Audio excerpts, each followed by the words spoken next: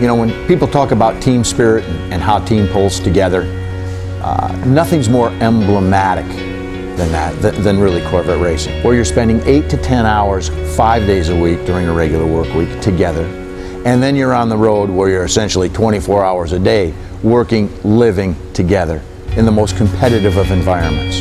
You do that for a decade, like we've done it at Corvette Racing, you've created a family-like bond that is beyond belief.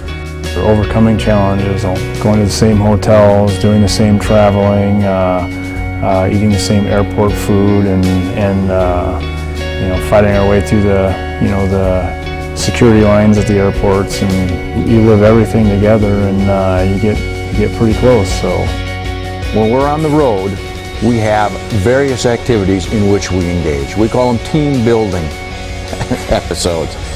And so whether it's charitable events or trips like we took to Camp Pendleton, you know, we went out there to our military base to see our military guys, to see our military equipment in action. We watched them do an engine change on an LST. They showed us what they do with their team building, with their teamwork, and with their weapons and with their vehicles. It was a great experience for the drivers, and again, just another example of team building activity.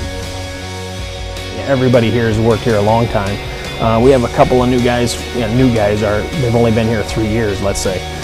Some of these guys have worked together for a long, long time, maybe, 10 plus. A couple of them, I've worked with for 20 years. So the key is, what we found is keep guys together. Yeah, continuity and people are the biggest thing for us, as far as, I think that's one of the biggest reasons for success. We've grown from being 25 people or 30 people manufacturing in the race team to 165, so it's we're more specialized now, but the same passion and the same continuity with the mechanics and the engineers and the designers is all still there.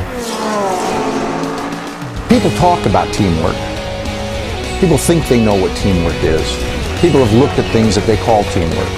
I don't think anything exemplified that to any greater degree than what we saw at our last event, where from an engineering perspective, we took and switched up drivers in our cars.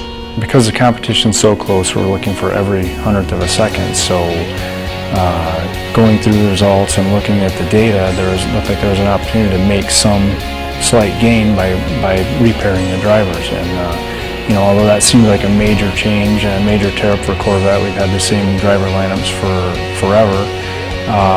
It actually went incredibly well.